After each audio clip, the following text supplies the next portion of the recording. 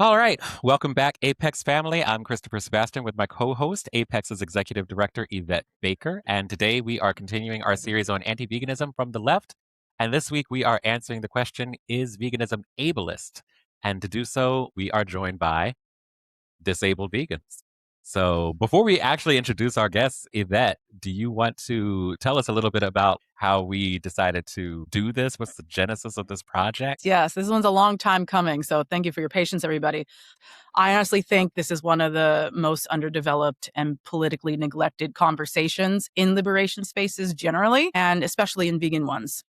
We talk all day about domination, exploitation, disposability, violence, but if disability justice is absent from these analyses, then a really crucial piece of the collective liberation puzzle is missing. It's one of the core logics through which this world decides whose body is valuable or whose suffering is tolerable or whose dependence is contemptible and whose life can be managed or modified, confined, bred, extracted from, or discarded. And I know we're not going to scratch the surface of this in one panel because internalized ableism runs incredibly deep. It's so normalized that people can participate in liberation struggles while reproducing ableist violence with zero hesitation. We're living through the largest mass disabling event in recorded history in Palestine, and still in supposedly principled movement spaces, you can find people denouncing Zionism or genocide while reaching immediately for ableist slurs.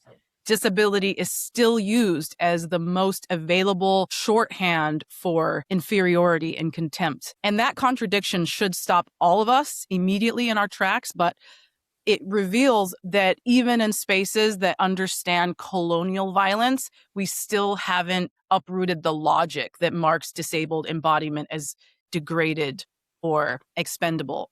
And for those of us concerned with animal exploiting industries, this should be especially clarifying because disability is everywhere in those systems. Animals bred into deformity, respiratory distress, skeletal collapse, reproductive exhaustion, cognitive impairment, chronic suffering. And not only in animal aviculture, pet, industrial complex, vivisection, entertainment, so on and so on.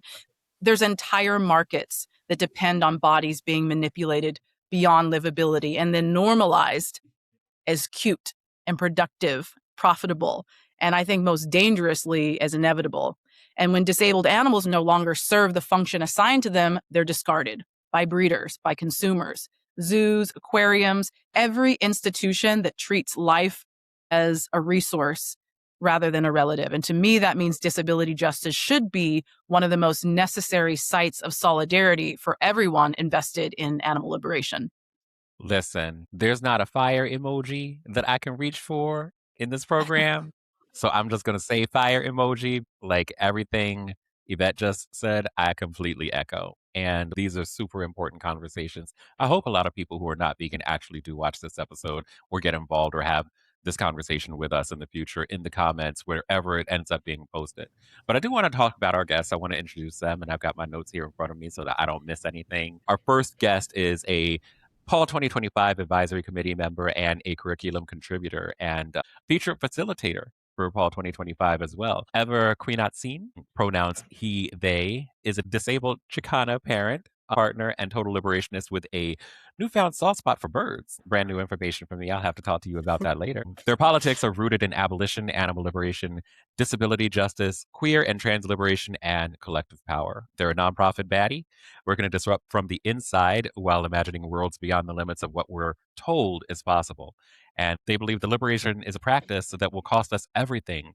So they always leave room for joy, tenderness, and a little bit of mischief. Ever welcome to the show. Thank you. Thank you for the invite. Thank you so much for being here. Our second guest is a returning guest. You may remember Dr. Zaynab Sahar from our inaugural episode of Read the Room. Zaynab is a scholar, writer, and photographer based on the unceded territory of, I'm going to make sure that I get this correct, the Ute, Shoshone, Cheyenne, Comanche, and Arapaho tribes. Currently, they are an assistant professor of gender, women, and sexuality studies, and they're passionate about the productive tension.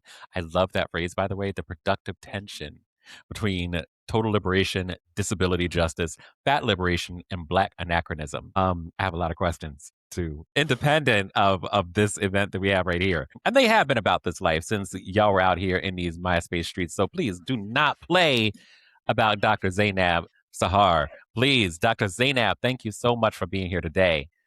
Big ups for you. Big ups for you. I'm very curious about that. Like when you say Black anachronism and the productive tensions between total liberation and Black anachronism, can you tell us a little bit more about what that means to you? Sure. So one of my favorite phrases to work with productive tension comes out of an amazing scholar's work by the name of Tiffany Lefabo King. She wrote the book, The Black Shoals, Offshore Formations of Black and Indigenous Studies. And what it's looking at is kind of how there are very overlapping social geographies of both like oppression and resistance that kind of map themselves within both Black and Indigenous studies, right?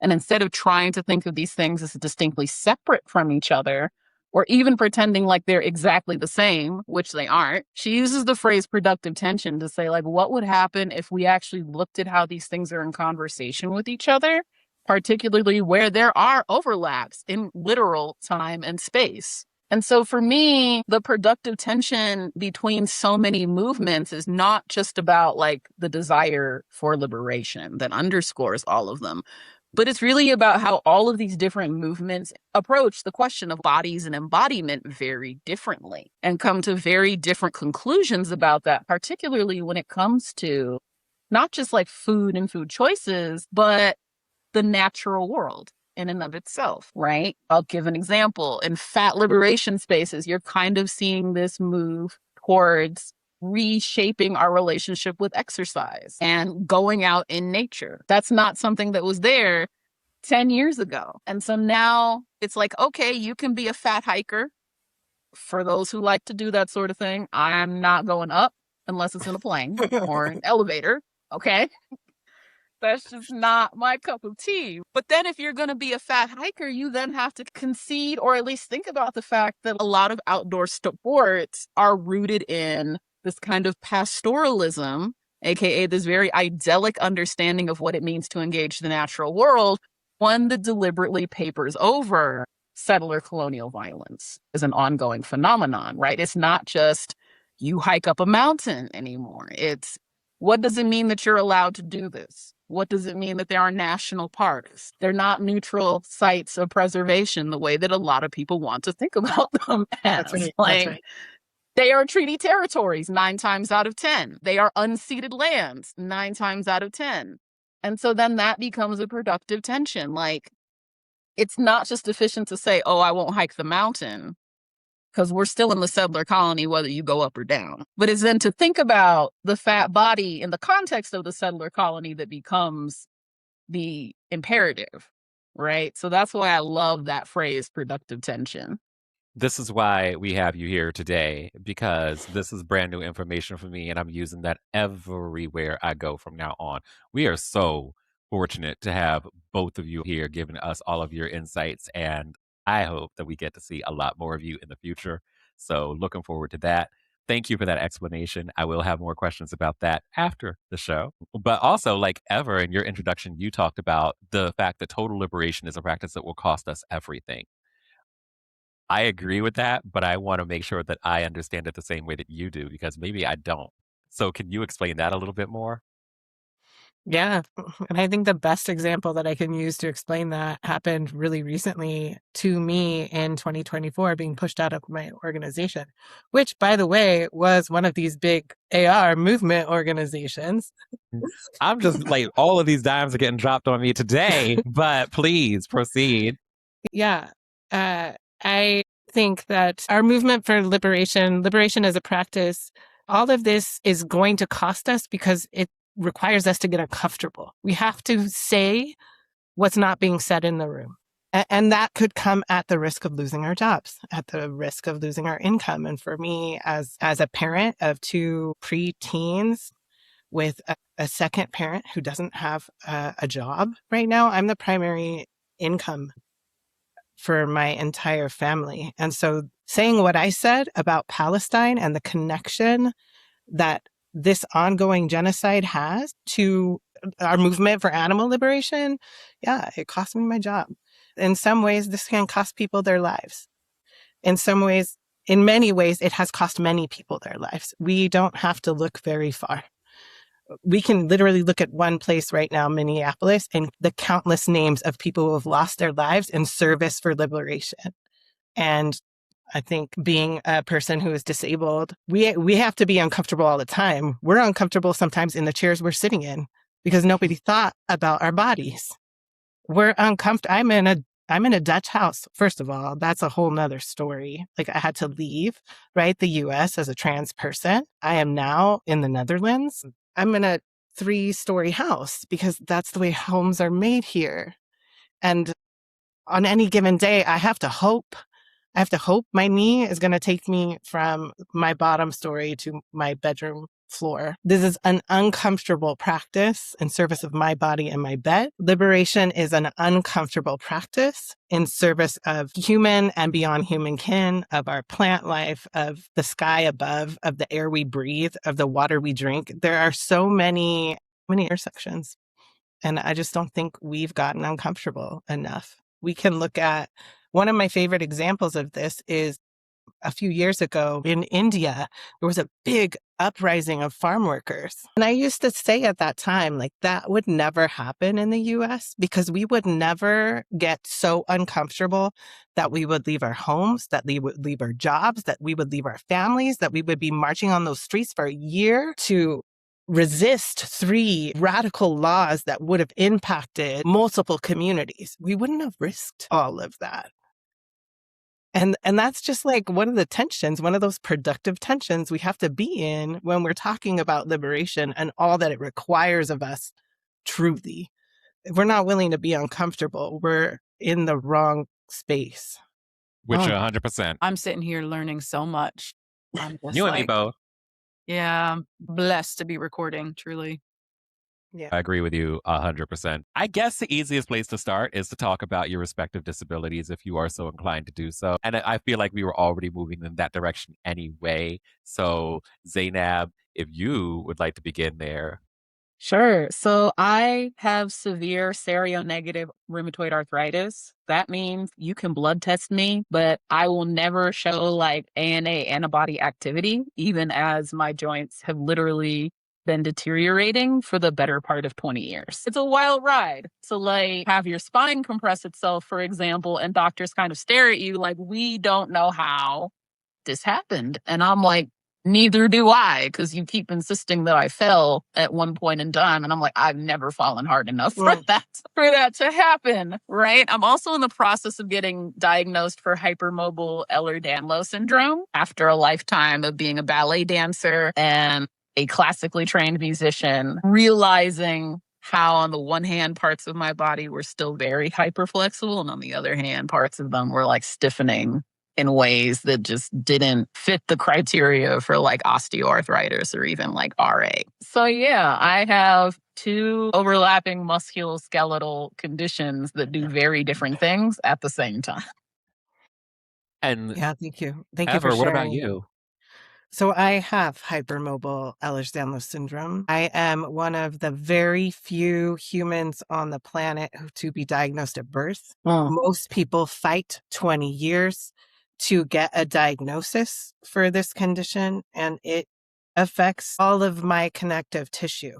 And when you think about connective tissue, it's a really big medical phrase that basically encompasses like everything in your body. So your skin, gums, your blood vessels, your cartilage, your ligaments, your muscles, your organs. It is a whole systems disease. The medical term for this is comorbidities, but there are so many comorbidities that go along with EDS. EDS is a shorthand term for Ehlers-Danlos syndrome. There are 13 types. Hypermobile is the only one without a genetic marker. And so I call the comorbidities friends, and I have about 20 friends that hang out with my EDS. It's ridiculous, but a few of them are mitral valve prolapse and regurgitation. It affects my heart. I have joint instability, dislocations, chronic pain, scoliosis, sway back, osteoarthritis, MCAS, POTS, TMJ. I have a primary immunodeficiency. There's a number of these, and that's like maybe a quarter of the list. And then on top of all of that, I'm managing gout, which is really interesting because I'm plant-based and gout is usually not associated with people with a plant-based diet. I'm neurodivergent and I have a side of anxiety. Might as well just throw that in there too, right? I love the side of anxiety, like, like avocado on the side of like tostadas or something. Yes, Just a little. exactly. Yeah, I got an entree portion of that for sure. And Literally got Sebastian, a buffet somewhere in my kitchen. right? Maybe you didn't have me included in taking a turn here. I know it's Pride Month, but for me, I sort of planned this to be my disability coming out because I haven't really ever publicly identified as a disabled person. And I think a lot of that is the deep internalized ableism that I spoke of a moment ago. And it lives within me as well, with all of us to an extent. But I have been intermittently disabled for the past 18 years. My lower spine and my hips are misaligned in a way that causes me varying levels of pain, pinched nerves, and mild to severe mobility issues. And the pinched nerves have resulted in permanent numbness running throughout most of my left thigh. Some weeks I'm fine, other weeks I'm immobile and on the floor. And on top of this, I recognize my cognitive disabilities in fourth grade when division and fractions came up, and my brain said absolutely not. I wasn't able to legitimately pass some of my high school classes, despite taking some of them several times. But because of my sincere effort, my teachers passed me anyway. I tried college. Some of the classes were successful because I've always been a critical thinker and I don't struggle with written communication, but I wasn't going to complete any degree of interest because of requirements like math and sciences that I wasn't able to comprehend. And there is a massive difference of which I do understand between not being good at something and not being able to do something. So I'm not doing poorly in these classes. I'm getting 0 out of 100 on every single exam. So there's a very big difference there. I just wanted to say that. And I won't get into how it's been for me, but I do want to just quickly mention poverty because disability and material precarity are structurally entangled, and all of my disability issues have been perpetuated and intensified by being poor for a very long time. This is the thing about disability, right? Because a lot of people don't actually sit with the fact that disability affects around 25% or more of the general population at any given time. So a quarter of people are going to experience disability in our lifetimes. And if it's not your turn, just wait. And like that's the scary thing about it. Like, nobody ever thinks that it will affect them until it does. And by then, you're looking for the village to support you that you did not cultivate yourself because you didn't ever think that it would happen to you. And here we are, all experiencing some form of disability or another. And I think that that's really important because one of the questions that I wanted to lead with in terms of talking about veganism is how does disability impact your veganism? And how does your veganism impact your disability? And I guess, Yvette, since you just spoke, I would love to hear from you about that. Sure. I didn't arrive at veganism because animal products stopped tasting good or to me, or because leather jackets started to look less fly or anything like that. I came here because I wanted to be in solidarity with marginalized beings, because I wanted to resist the logic that says some lives exist to be used. And that commitment doesn't evaporate on days my body won't cooperate, but the ability to act in ways that some of the movement demands absolutely fluctuates. And they don't ever really reckon with that. They keep building their standards around a body that isn't in pain, a bank account that isn't empty, a brain that can handle complexity on demand. And there's nothing liberation centered with any of that. And the barriers I've hit have never been about values. They've always been about access, and pretending those are the same thing is one of the most ableist moves vegan culture makes. There's been stretches, sometimes days, sometimes longer, where I'm on the floor. I'm finding that looking for help that adheres to my standards hasn't always been a realistic ask for a body in crisis.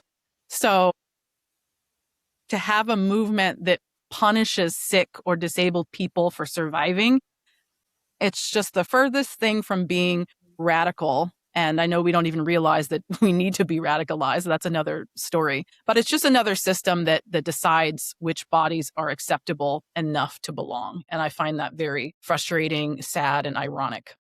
Zaynab? I think for me, like part of the reason why I came to animal liberation was on the one hand, being really horrified by this system that had just existed around me. And I didn't realize it until I was a teenager and started digging more into very far left animal liberation, admittedly.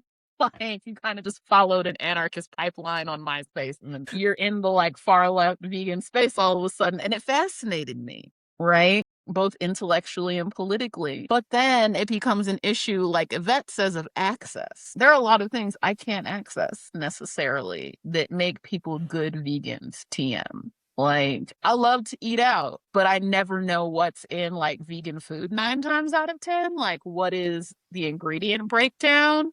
There's oftentimes made in a lot of things like corn oil. I can't really do corn oil. Like, I save my corn insensitivity for a good corn tortilla.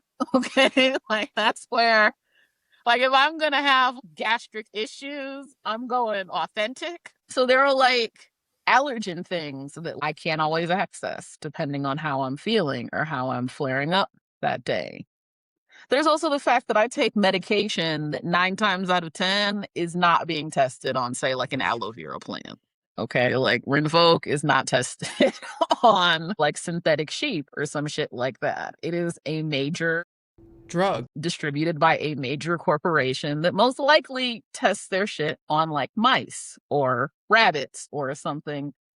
And if you go far enough left, you'll have people who will literally say the overlap between the very far left vegans and the anti-vegan far left is that they're all like, well, the simple solution to animal testing and medication is just to not take the aspirin. And I'm just like, okay, so how does that work for you mentally? Like, what is then the solution if somebody is actually in pain? The other issue I will name is vegan cosmetics. A lot of them were really abrasive 10 years ago and like littered with essential oils, which depending on how sensitive your skin is, can burn the shit out of your skin. I used to use tea tree oil-based products on my face in college religiously. Only by virtue of clearing up my skin differently did I realize how badly it was like literally burning and turning my skin a completely different color. Or even needing colloidal oatmeal-based products at times. I've used body washes that were meant for cancer patients when I was having skin flare-ups. I know Aveeno tests on animals, for example, but it's like also if you make your vegan lotions with the assumption that the most able-bodied person with the most perfect skin is going to use them, that's not useful to me in a moment where I'm having like literal skin rashes fall off my body like regularly, you know? Your heavily scented products, I can't use those past a certain point. They irritate my skin. So it's funny how I came into this from both an objection about animal exploitation, but also as a teenager, I was dealing with pancreatitis from a car accident.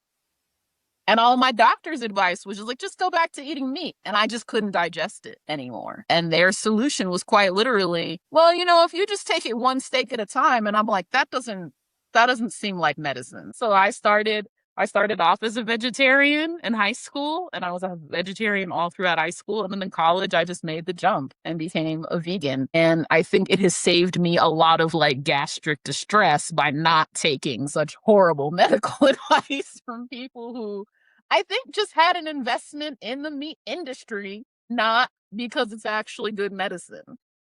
What I'm getting from you is that you're not necessarily supported by the vegan community or by the medical community. Yeah. That answers that question. Both Western medicine and the mainstream vegan movement operate on individual choice and individual choice activism. They just take that logic in very different directions. Like I think about all the vegan books out there that are like Michael something, I forget his last name, but he has a book called How Not to Die. And it's quite literally a guide to plant-based eating, presumably to increase your longevity. You can sell it as like, hey, if you just make all these great individual choices from now until it's casket time, you're going to be fine. And similarly, vegans are like, if you make all the right choices, absolutely, then we will move towards a world where there's no animal cruelty. And I started veganism in 2010. It's now 2026. It's 16 years later. How much individual choice, how far has that realistically gotten us? Because if that were true, the Maha movement wouldn't be shoving stakes everywhere where the sun doesn't shine. And so I think disabled vegans are very much failed by the logic of individual choice and individual choice activism. Because more often than not, disability is not just a thing of individual choice, and mitigating it is equally not a thing of individual choice. How do we make that better? How do we make a vegan community that works for disabled people? Because disabilities are broad, right? Like no two people have the same disabilities. I say that as I just realized that two people have just said that, like, I have EDS in the same call. But how do we make that but better? EDS shows up different in different bodies. It There's does. it's not a monolith. Right. So like how do we form community around that? How do we form a supportive community of people who care about animals but also care about disabled humans as well? Make the effort. First and foremost, I don't really see these conversations happening. I don't see critical CRIP analysis. I don't see disabled people being put on platforms, in the brochures, in leadership positions. And there's not even really the effort there. So there's a lot of things you can do. And yeah, we can talk about make your event more accessible and have your checklist X, Y, and Z and make sure there's a digital version and don't put so much emphasis on purity and don't overemphasize the effectiveness of showing up in person when some people can't. There's a lot of like nitty gritty, the types of representation we see. The effort is just not even there. I think most of us don't even realize, I say most of us, I mean the dominant animal rights movement, I think doesn't realize that this is even an issue. I think we generally see the claim that the entire movement is being derailed when disability justice enters the chat. So why don't we just start there? And also, I will say to the non-vegan leftists, there are at least three things that get flattened into the word veganism: a plant-based dietary pattern, a consumer lifestyle and a brand identity, and an animal liberation ethic, a political commitment to opposing exploitation of life itself. They're not the same thing. And when we treat them like they are, we end up with this absurd situation where the entire moral weight of animal liberation gets placed on what someone is having for breakfast, while the actual structural violence, the industrial animal farming apparatus, the labor exploitation, the land destruction goes completely unexamined. I wish I were exaggerating, but there is a movement that polices dinner plates but ignores systems because they don't want to get political. And it matters enormously who gets caught in that policing, because the version of veganism that is purely dietary and consumer driven can only be achieved, and I use that word with all the contempt it deserves, by people with predictable bodies, disposable income, free time, and the cognitive bandwidth to research every purchase. That framework already has a price of admission. Disabled people, people in poverty, people navigating serious medical complexity. We don't just get to opt in to the curated lifestyle version or a movement that says you either follow veganism the way I want you to, or you're complicit. And the moment we forget or deny that animal exploitation is unavoidable in this society and built into systems that not even vegans get to opt out of, we lose the plot. And I think this is exactly where a lot of left anti-vegans make permanent residence, politically speaking, in this confusion. They look at the most obnoxious, consumerist, purity-obsessed versions of vegan advocacy, and they mistake that for veganism itself. Instead of distinguishing between an ethic that opposes exploitation and a movement culture that often communicates that ethic very poorly, they collapse the two and reject the whole thing. Critiquing vegan advocacy when it is ableist, classist, or structurally shallow or oppressive is always necessary. And we're doing a lot of that. But mistaking those failures for proof that the underlying ethic is worthless just leaves the broader system of animal exploitation completely intact and unchallenged. Yep. So do better, leftists, please. Yep, Sorry. say that. I'm so overexcited because that was a bar also, and I will be putting that out in a clip. But building on all Yvette just said, like ever, just talking about veganism as distinct from vegan activism and the way that it's practiced by some people. How do you define veganism? Because I know that you had some thoughts about that. Are we talking about veganism as a diet? By the way, that was a previous episode that we had. Or are we talking about veganism somewhere as something larger, as like a socio-political statement, as like a philosophical belief? Yeah, I hope we're talking about the latter. That's the conversation I'm in. When veganism is reduced to a plant-based diet, the philosophy, the political project that animal liberation is becomes a set of consumer choices, right? Yvette said this very clearly. It moves from collective power to individual choice, right? Zaynab hit on that. And I think what happens there is that disabled people often bear the cost of that shift first. So we've named people with complex medical conditions, with allergies, with malabsorption disorders, with feeding difficulties, immune disorders, eating disorders, limited food access, find themselves really forced to defend their bodies before they can participate in the political conversation. What interests me is not whether every disabled person can maintain a plant-based diet. What interests me is what political home exists for someone who can't.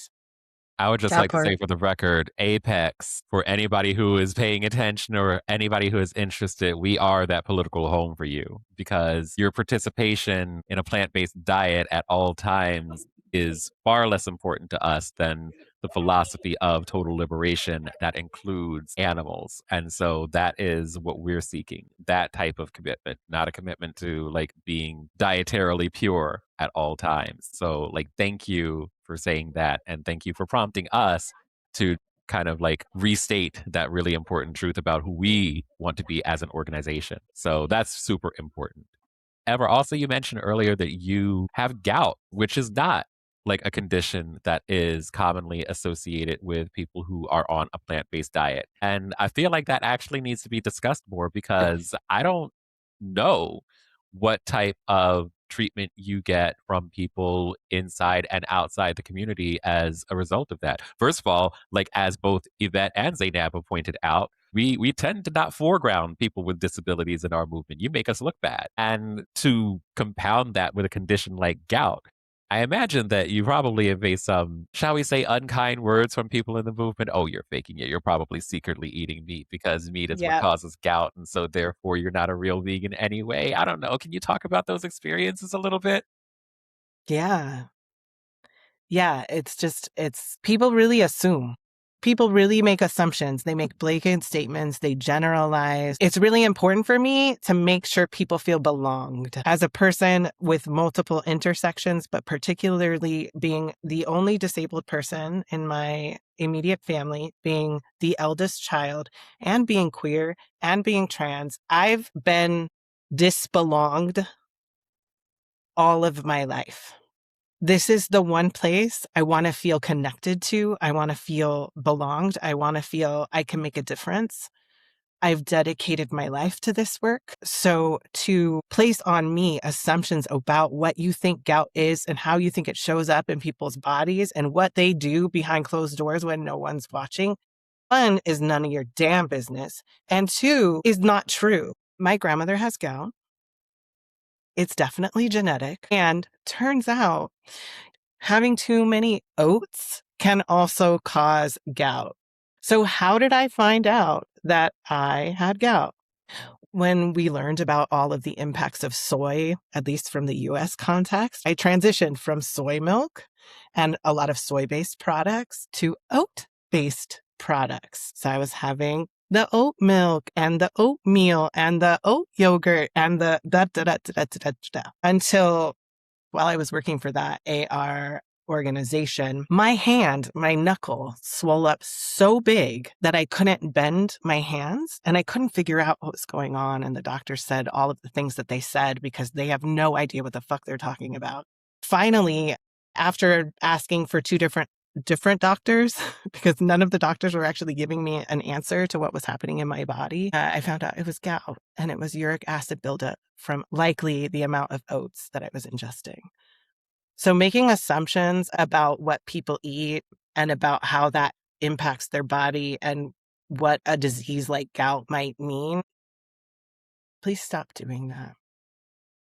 Thank you for I sharing relate to that. that a lot, honestly, because like I've told medical professionals that I'm a vegan and they do a double take because of my body shape and my BMI score, right?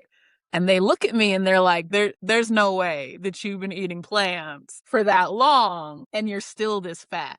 And like I've had people straight up say that to me too. Like there's no possible way that you could be a vegan and be this fat at the same time. And I just look at them like, okay, so what drive-through did you get your medical degree from? Right, Like, right. I would just love to know.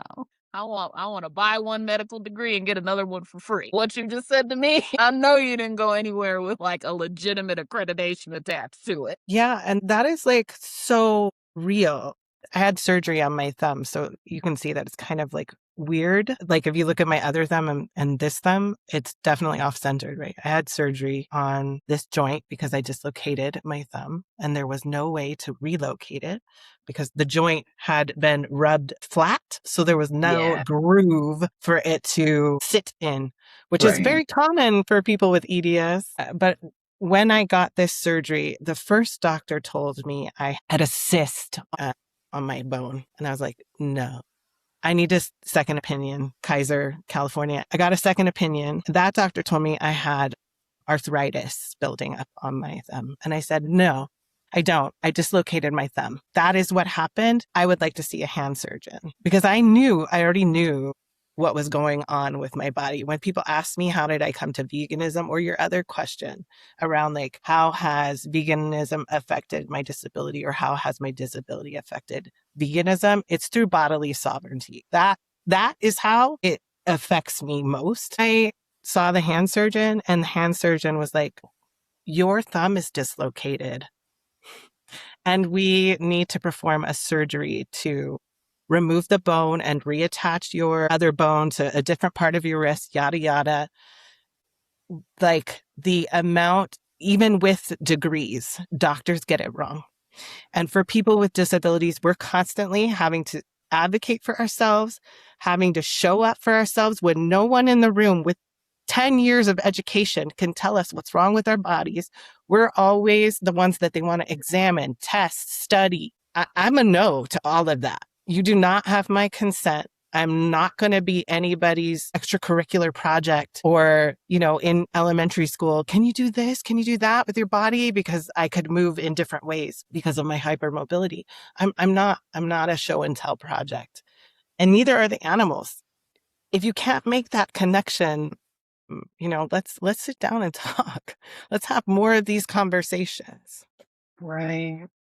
I'm just absolutely in awe about these conversations about what happens to you in medical settings and how there is constantly this need to advocate for yourself because whether you're in vegan settings or in medical settings, the propensity for you to not be believed about your own bodies and your own experiences is so high. And the fact that both vegans and medical professionals, or vegan medical professionals even, depending on how fortunate or unfortunate you are, will just deny the existences that you absolutely have. And that has to be staggeringly, astoundingly difficult for both of you. I don't know, like Yvette, if this is something that you've experienced as well.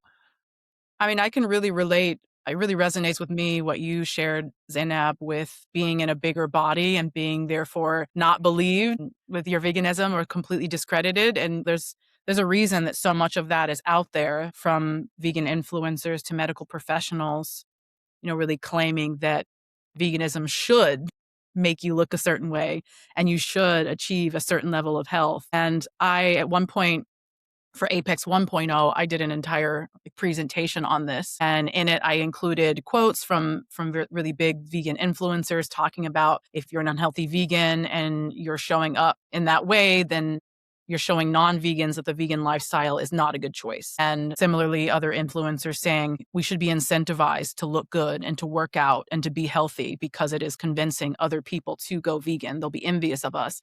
But the most important thing I included in that presentation was a quote from the McDougall newsletter from 2008. He's an American physician and a New York Times bestseller. And he was working really hard at normalizing vegan fat shaming. And I saved his quote in case this became relevant in the conversation. So here it is. He said, "People who have declared themselves vegan have said no to eating all animal-derived foods. At extraordinary personal costs, many of these guardians labor tirelessly to protect the welfare of animals. Fat vegans, however, have failed one important animal, themselves. Furthermore, their audience of meat eaters and animal abusers may be so distracted by their appearance that they cannot hear the vital issues of animal rights and the environment, resulting in an unacknowledged setback for a fat vegan's hard work for change." And like, there it is. And I also pulled up YouTube videos from influencers with thousands and thousands of followers just saying exactly the same. You know, you've gone vegan, but you're still fat. What gives? Here's how I can help. Here's 6 tips. So absolutely, I can relate, Sebastian, to being not believed, to being negated because I look a certain way. And I get the exact same, like, look up and down, like, you're vegan? All right, you must be cheating. Or they think, well, she must be a new vegan. And then I tell them it's been over 10 years and I can immediately tell that I'm not believed. And it's like, it is what it is. I don't even know if I'm frustrated at this point because I'm just so used to fat phobia and fat shaming, like, clear across the board. It doesn't matter what movement space we're talking about, that, like, I'm just over it. I will not allow myself to, like, suffer in that way. And, like, I'm very comfortable with myself. I feel very liberated and I don't feel like I owe anyone anything to look a certain way. So it really doesn't bother me, but I can absolutely relate. I mean, I'm sorry. I'm just sitting here like that quote just had me rocked all the way back. Knocked my socks off, knocked my drawers off. I was not expecting that. I did not know. Somebody actually said that, like wrote Look it it down up. on a little piece of December paper. They've been saying 2008. that for years Yeah. at this point. Like a quite medical professional that like done wrote that down on a little piece of paper, got it past the editor. That's unreal.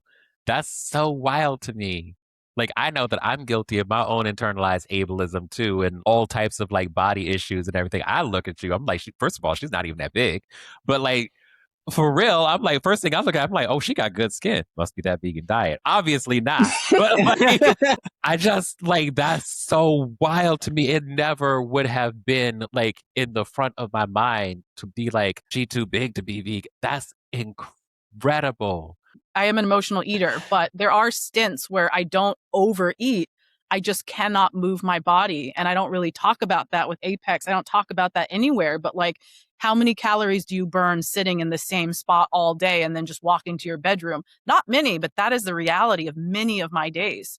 And so, yeah, And that's it the is thing, what like, it because is. it You will needs to be gain talked weight. about, though, because, like, it needs to be, because that's the situation for so many people. And, like, you know, and the more that we don't have these conversations, the more that we are just internalizing this, keeping it to ourselves and not really sharing what our days look like, what our bodies end up looking like, just becomes so isolating. And, like, and You're right. it's so necessary for us to talk about this. Oh, Talk see, I got about my the ways. tissues. So I know I was I starting to get know. emotional when Ever was talking earlier because this is heavy. This is so heavy. It's so fucked up. And the worst part is, right, you go to these medical professionals and you're asking for help. And then they say some shit, and I kid you not, doctor from Kaiser literally said this to me. Well, why don't you just try swimming? And I said, so are you going to turn the sidewalks into swimming pools? I don't understand how I'm going to move from my house to walk my dog who needs to pee. Like, I don't get that. I eventually had to get a total knee replacement. But they kept postponing this and telling me to just wait. You're not old enough. You're too young. And by the time I went in, they told me, we're only going to have to do a partial knee replacement. And I said, I know my body. Again, body sovereignty. I know what the heck is going on with me. Please do not gaslight me. The number of times I've been gaslighted by the medical industrial complex is too many to count. I go in for the surgery. I wake up. What does the surgeon say to me?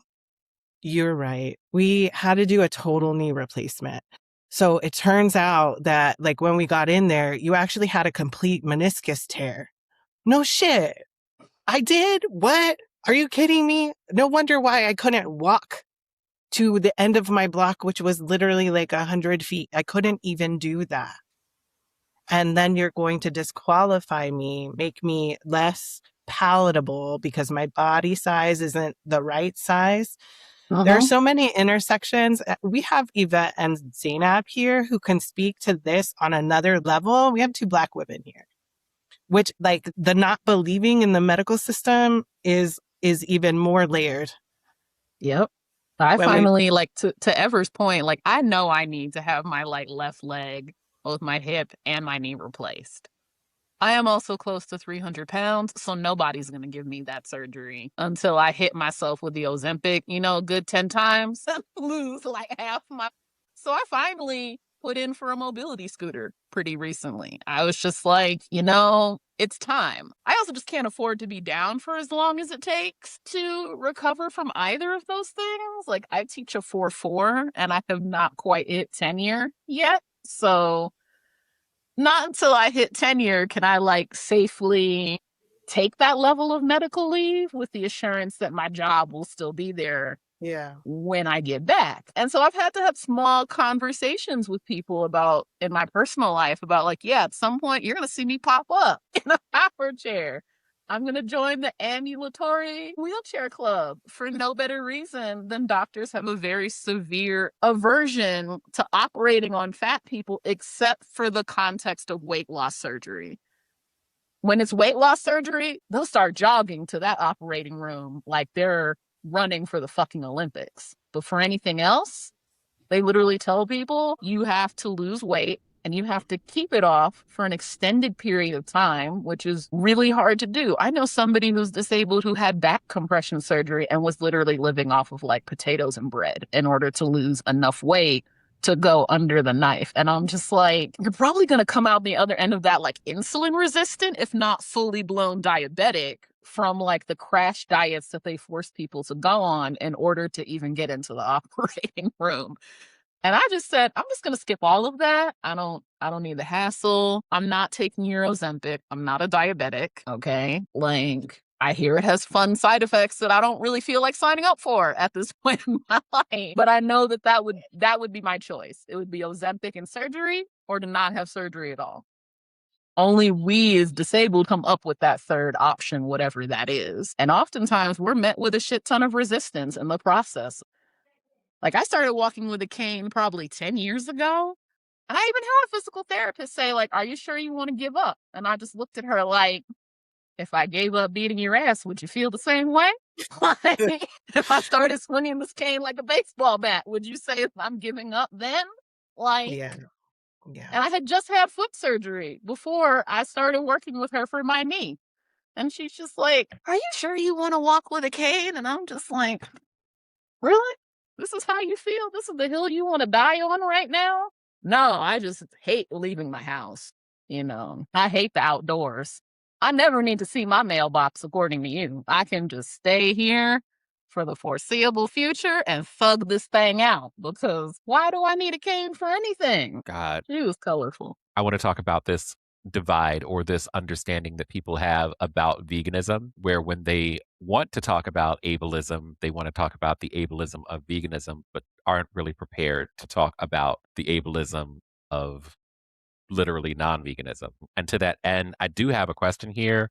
According to 2023 OSHA data from 29 states in the US, of course, an average of 27 slaughterhouse workers a day suffer amputation or hospitalization, making slaughterhouse work more dangerous in terms of non-fatal injuries and illnesses than law enforcement, our favorite profession. But given these statistics, why do you think that ableism is such a common complaint among people who are vegan antagonistic, knowing how dangerous it is or how dangerous we make the world by being non-vegan for other people, how it cultivates disability in humans? And how do we bridge that divide?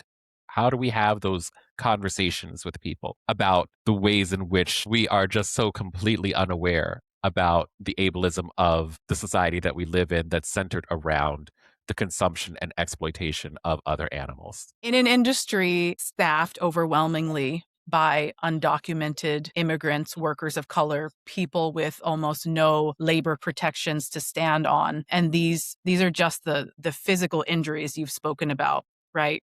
Researchers have documented what they call perpetration-induced trauma stress, a specific kind of PITS. right? And specific psychological harm that comes from being required day to day to participate in killing. And the meat or animal exploiting industry doesn't just exploit animals, it disables, traumatizes, and then discards the humans it needs to run. So when someone uses disability as their reason to push back against veganism and animal liberation, I need to ask, where are you when these workers are fighting for safer conditions? Like, where are you when they're fighting for mental health resources, for compensation, for legal protections? Because if you never show up there, then disability isn't actually your concern. It's obviously just an excuse. And that's what bad faith looks like to me. And I think we bridge this divide by being honest about both sides of it. Yes, vegan spaces have real ableism problems, fat phobia, medicine saving, all the things we talked about, purity politics. I've seen it. I've called it out. We've called it out. I felt it personally. The harm is real and it has driven people, including leaders, out of this movement.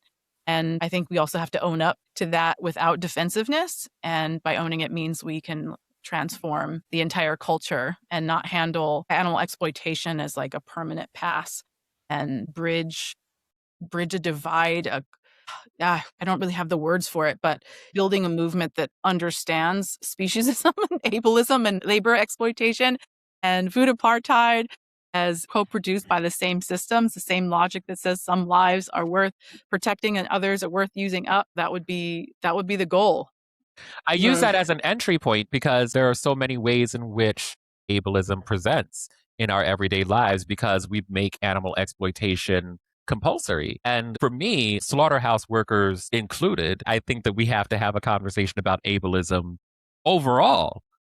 And I do think that like it is sometimes very bad faith because if you want to have a conversation about ableism, I think that we need to have a conversation about ableism in all of the ways that it manifests and not just like explicitly in the vegan community because you want to protect your own biases. And like, yeah, like we do have to own, as Yvette said, our shortcomings without defensiveness. But like, and not even but, like it is an and also have this conversation about the terrible ableist conditions that we continue to create by excluding animals from our scope of conversations about ableism. And that's super hard for people to actually sit with, but sit with it we must. Otherwise, we're just not going to resolve this. But yeah, like that's how I feel about it.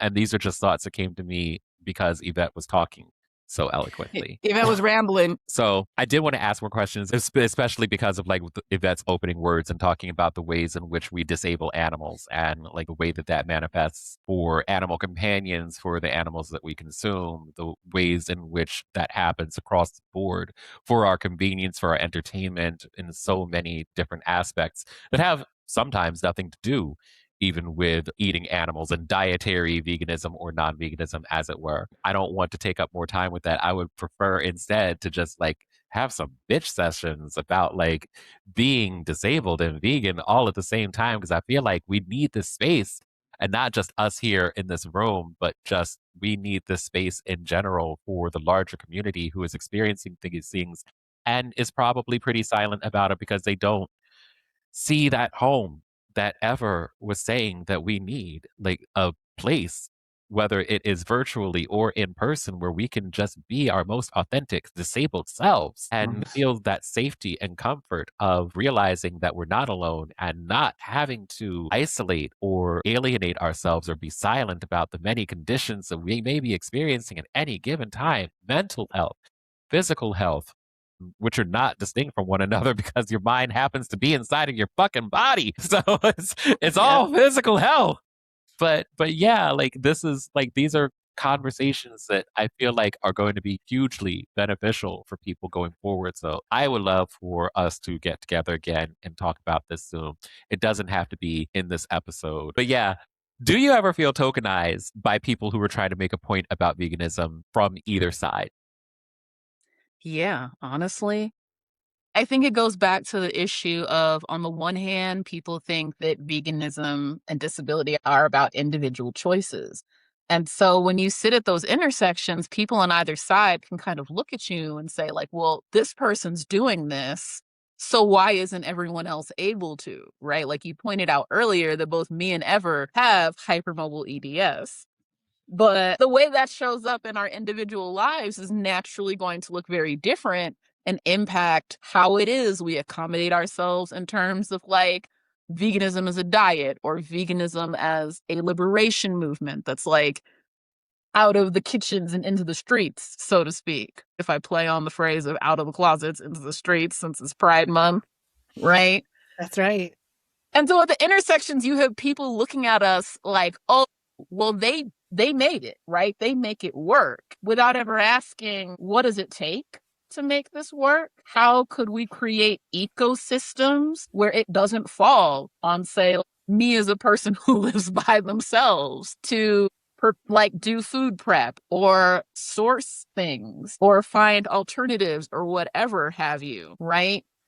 We get to the standpoint of look at this person who was able to do it, but we don't ask the question of how or why. In my case, it was the good fortune of being raised upper middle class, having access to financial resources that other people may not. And even while being broke and in grad school, ain't no one buying steak in grad school like that unless you really want Sally Mae to pay for that steak. And I want to bridge the two questions that you're kind of ending on. What I would love people to understand is disability and debilitation are structural. They flow into everything. And so functionally, even if you are a vegan, you still exist within a food system that debilitates people. Gloria Alzandula was clear in Borderlands La Frontera, where she names, I used to work in the field. I was exposed to all kinds of chemicals. I didn't have access to health care. I had to worry about ice raids and coyotes. Not like the animal, but the people, like smugglers. Yeah. Right?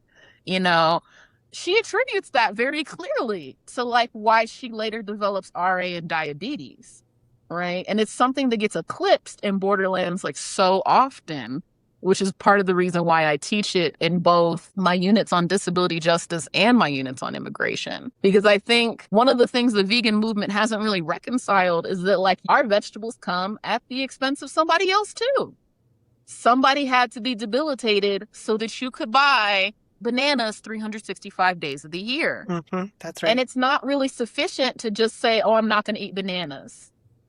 I know people who don't eat products with palm oil in them, and yet they still show up on our grocery shelves. So you boycotting palm oil as the one lone individual is not stopping the train of deforestation, which is debilitation to the planet and debilitation to the habitats of orangutans and animals that live in that ecosystem.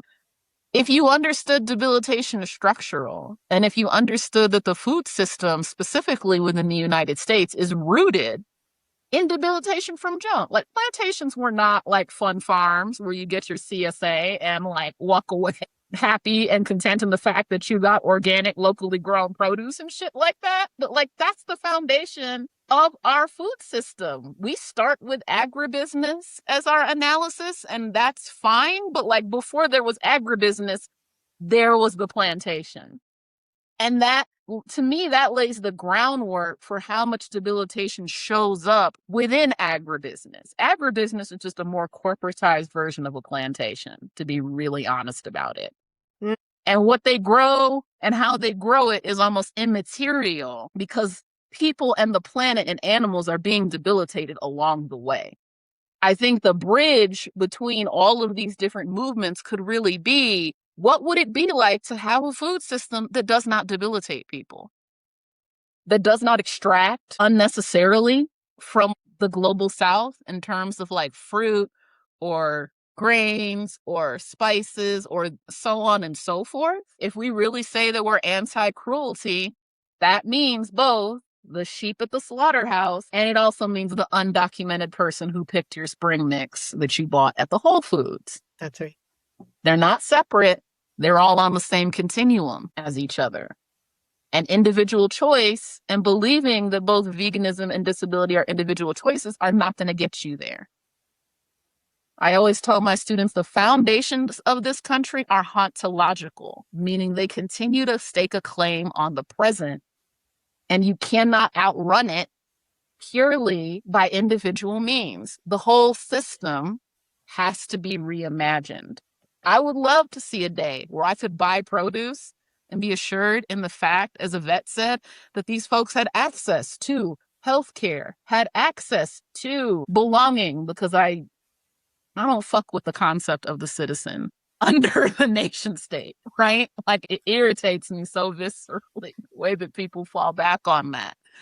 I would like to see that food system exist, but the only way you get there is being honest about how it currently exists. And as it stands, all the organic, locally grown, fair trade, which is a cute way of saying we bought this at a price that we think is fair, but not anybody else, like, until we acknowledge that that violence shows up even in the products that we buy to avoid participating in a specific type of violence, our analytic for debilitation is always going to be short-sighted.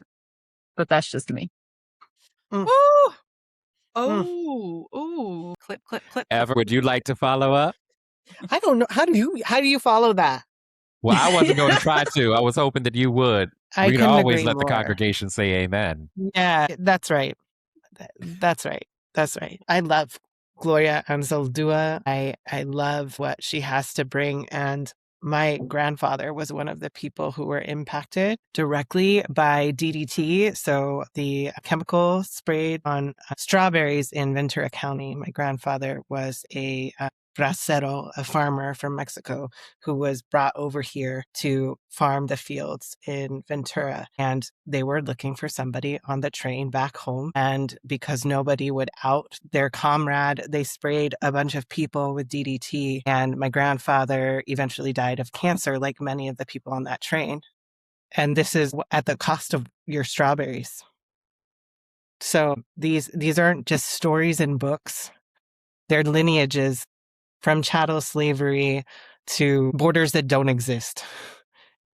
Thank you, Albert. Literally, because cows don't care about borders. So why should we?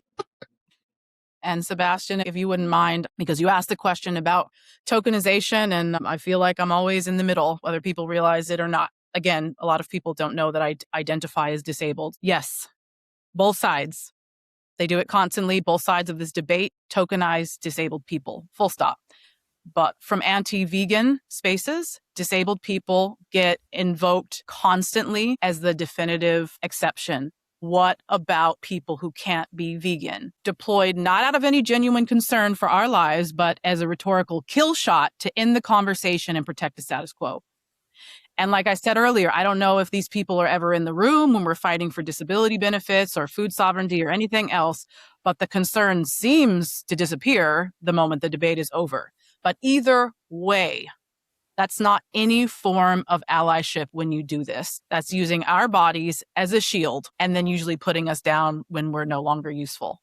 And in vegan spaces and animal rights spaces, the tokenization is just slightly more subtle and honestly sometimes harder to call out because it comes wrapped in this inclusion language. Disabled vegans get centered as proof. See, even disabled people can do this, which flattens enormous differences in diagnosis, class, geography, medical access, and the physical capacity into one convenient data point they're trying to draw attention to. And that framing still accepts the purity framework. And it just expands slightly, I guess, who is on the guest list. But being invited to prove that veganism is possible for my kind of disabled body, that's not representation. And there is a real serious difference between being represented in a movement and being instrumentalized by one. That's right. And that's what I'd say to people who think veganism is inherently ableist. Again, vegan advocacy, deeply, genuinely ableist. And I'm not here to minimize any of that, but I am here to say that it does not follow logically or politically that because the movement has a serious ableism problem, that the underlying ethic isn't valid. And I just hope for all of us to be in greater solidarity and just do better across the board. Wherever possible and practicable. That's right. Not that I be choking on what the Vegan Society has to say about anything, but that's a whole other, that is not my ministry. It is for a lot of these folks who we're talking about. And the irony there, right? Listen to your people. They said, as far as possible and practical. Where did that go? What happened there? I don't even know. It's just discarded because it's inconvenient and they can't attack indigenous people when that is still in the framing. So I guess they got rid of that. I don't know. Sorry, Sebastian, I'm done. No. You like that was all necessary. It was necessary. I will be well received, I think, by all of the people who are going to be watching this. Y'all have been so very generous with your time and with your wisdom today. So that's all the time that we have for today, folks. I want to thank my co-host Yvette Baker, and I want to thank our guests Ever and Zaynab. You can find Ever's new Substack at nepantlaops.substack.com. Their consultant website is everteo.nl, and you can stay connected to Ever on Instagram at Notes from Ever. That is at Notes from Ever. And you can find Zaynab online at zaynabshahar.com. zaynabshahar.com. You can find Zaynab on Instagram at Gin of the Damned, which is the most chef's kiss Instagram handle that I've ever seen. That's Gin of the Damned, DJINN, Gin of the Damned. And you can also find Zaynab on their Substack, Into the Hedge. Substack.com. So I am Christopher Sebastian with Apex Advocacy, and we will see you next time. Thank you so much for joining us again.